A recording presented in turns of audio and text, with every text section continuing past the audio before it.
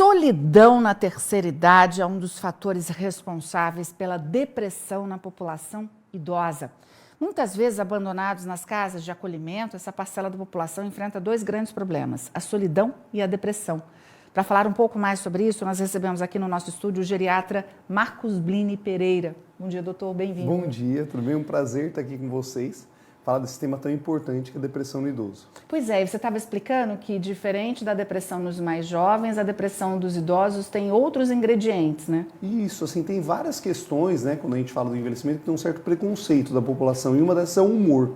É muito comum o idoso estar deprimido, estar muito sem vontade, sem prazer na vida, deixa de sair de casa, deixa de fazer os afazeres, as coisas que ele gosta, e isso passa por normal do envelhecimento. Ah, ele está cansado. Ranzinza. Está ranzinza. E, na verdade, muitas vezes não é. Muitas vezes é uma depressão. Então, se o idoso muda muito o humor, né? Se ele foi a vida toda mal-humorado e ainda continua na velhice, você não precisa me preocupar, porque é uma característica dele. Sim. Agora, se ele muda muito o humor e, de repente, ficou mais quieto, mais sossegado, mais na dele, mais silencioso e mais mal-humorado, eu tenho que me preocupar. É sempre importante a gente observar essas alterações de humor, né? E outra coisa que é muito comum em idoso é perda de peso. Então é muito comum também o idoso, da mesma forma que ele deixa de ter as vontades de fazer as coisas dele do dia a dia, os prazeres, passeios, atividade de lazer, até convívio social, é muito comum também uma parcela dos idosos começar a diminuir a ingesta alimentar e começar a ter perda de peso. Isso é associado a alguma depressão, algum transtorno de humor. Agora, qual que é o impacto da depressão na saúde do idoso? É uma grande tragédia, né? Porque o que acontece? O ideal para a gente envelhecer bem é a gente se manter muito ativo, tanto do ponto de vista físico quanto do ponto de vista psíquico. Então, quando a gente pega um idoso, principalmente um idoso grande idoso, que a gente fala acima dos 80 anos, e ele entra num quadro de depressão, a chance de em algumas semanas, alguns meses dessa depressão ele começar a piorar da saúde física dele, junto com a questão do humor, é muito grande. Porque esse paciente começa a andar menos, começa a ficar restrito ao leito, começa a perder massa muscular. Então, a depressão no idoso é uma doença que traz desfechos ruins também na saúde do corpo. E claro, né, sem saúde psíquica ninguém é nada, né? Agora, doutor, qual é a maior causa da depressão nos idosos? A gente sabe que em muitos jovens, às vezes é falta de substância, de hormônio, mas e nos mais idosos tem a ver com a idade? Assim, não tem nenhum fator exatamente causador, nada físico, orgânico que a gente fala, não tem nenhum neurotransmissor, não tem nada que cause a depressão no idoso. Mas tem muitas questões sociais, então uma coisa que é muito comum é a aposentadoria, e muitas vezes não é a aposentadoria formal pelo INSS, porque às vezes o paciente aposenta, mas continua trabalhando com outra coisa, então quando o idoso para realmente ter uma função na sociedade. Tá? Outra coisa, luto, muito comum, depressão pós-luto. E a outra questão é aquela sensação, muitas vezes, de invalidez que alguns idosos têm. Então, muitas vezes o idoso começa a envelhecer mal, chega um momento que ele se sente muito inválido. Um peso. Exatamente. Aí começa a perceber que está dando trabalho para a família, tudo isso às vezes tem questões de violência contra o idoso, psíquica, e aí isso acaba desencadeando um quadro de depressão.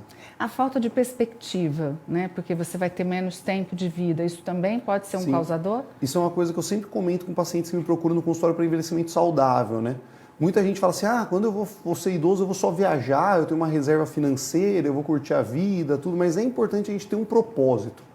O ser humano nunca vive bem se a gente não tiver um propósito, se a gente não tiver um porquê acordar de manhã, uma função na sociedade bem formal, não necessariamente um trabalho, muitas vezes um voluntariado. Eu sempre falo para meus pacientes, às vezes, tentar procurar fazer cursos, coisas que eles tiveram vontade a vida inteira e nunca tiveram tempo para isso, tentar fazer isso depois de certa idade. Então, sempre ter uma vida plena. E não tentar colocar uma data de validade. Vocês podem perceber, até o pessoal da grande mídia que envelhece muito bem, são pessoas que vivem como se não fossem idosos. Então tem muita gente que fala assim, doutor, mas eu estou com 70 anos, eu tenho uns 10 anos de vida pela frente, talvez um pouco mais, não vou inventar moda. Não, é que tem que inventar mesmo, para continuar vivendo bem. Você sabe que eu falo isso para minha mãe e ela me deu um pito. Que ela falou assim para mim, para de falar que eu tenho tempo de vida, eu vou viver muito ainda. E ela vai fazer 70 anos. E ela me deu um pito e eu falei, nossa, eu estou fazendo mal para ela e eu nem percebi. Porque a gente que é um pouco mais jovem, a gente tem mania de pensar quantos anos eu vou viver ainda. Isso pode fazer bem para quem é mais jovem, porque tem muito tempo ainda, né? Não, assim, mas para quem está mais velho... Por um lado é até bom, né? Até para ter uma visão de finitude, valorizar a vida, tudo isso é importante, né? A gente pensar no fim. Mas você não pode se limitar em cima disso, tá? Então é interessante o idoso ter uma noção do prognóstico dele, para falar a verdade. Tem paciente meu muito que eu falo, olha, o senhor está muito bem, principalmente os que estão bem, né? Uhum. O senhor está muito bem, tem 15, 20 anos de vida. Mas não é uma pessoa colocar uma barreira e falar, vou até lá.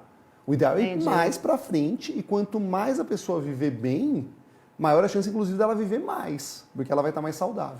O que a família pode fazer nesses momentos?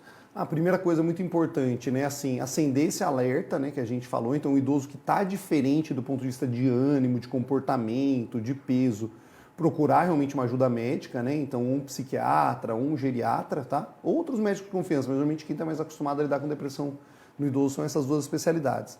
Porque normalmente com o tratamento eles melhoram bastante, tá? E também aquela questão de estímulo, tudo isso, mas é que se o paciente realmente está muito deprimido, na fase inicial do tratamento tem que tratar para depois vir essa questão mais social, senão fica aquela coisa que muito paciente ouve falar, né? Uhum. Fica a família falando, mas é frescura, é depressão, tudo. Não, é uma doença e tem que ser tratada adequadamente. Agora tem muita gente jovem que procura geriatra, Sim. Não tem idade para procurar o geriatra? Isso é uma coisa que sempre perguntam e não tem uma idade certa, porque assim, todo geriatra com o registro do especialista, a gente faz clínica médica antes. Então a gente é o especialista do adulto e depois a gente faz a subespecialização em geriatria, tá? Então não tem uma idade correta. Mas eu sempre falo que quem vem envelhecendo mal ou quem não tem um médico de confiança para acompanhar esse processo do envelhecimento é interessante passar com o geriatra. E qual que é a vantagem de você procurar um geriatra assim tão mais cedo? A grande vantagem, independente até da idade que procura o geriatra, acho que a grande vantagem do geriatra é que a gente funciona muito como um gestor da saúde. Então a gente está acostumado a lidar com grande parte das doenças mais comuns do ser humano e do envelhecimento. Então é muito comum o paciente ter uma série de médicos, e um fala A, o outro fala B. O geriatra a gente serve muito nessa gestão do cuidado. E quanto mais velho o paciente, a gente vai ganhando espaço nessa gestão, sendo que a maior parte dos pacientes acima de 80 acabam ficando mais só com a gente geriatra, né, do que com uma série de outros médicos. Doutor, muita gente tem dúvida qual que é a diferença entre um geriatra e um gerontólogo. Isso é um termo bem técnico, tá? O geriatra é um médico, tá? Então a geriatria é a área da medicina que estuda o envelhecimento. A gerontologia é qualquer área da ciência. Tá. Sendo que tradicionalmente a geronto são as áreas de saúde e não medicina. Então tem enfermeiro gerontólogo, fisioterapeuta gerontólogo, nutricionista, fonoaudiólogo, educador físico. Quem quiser procurá-lo, no Hospital das Clínicas. Eu sei onde eu fiz a formação. Mas quem quiser procurá-lo, qual que é o seu endereço de Instagram? É facinho achar na internet, site, tem meu Instagram também, só procurar Marcos Blini, geriatra lá que encontra. Blini, B-L-I-N-I. Isso. E aí encontra e você conversa e marca consulta. Isso, a gente tenta ver o que a gente pode ajudar. Doutor, muito obrigada. Seja sempre muito bem-vindo. Prazer em conhecê-lo. Até mais.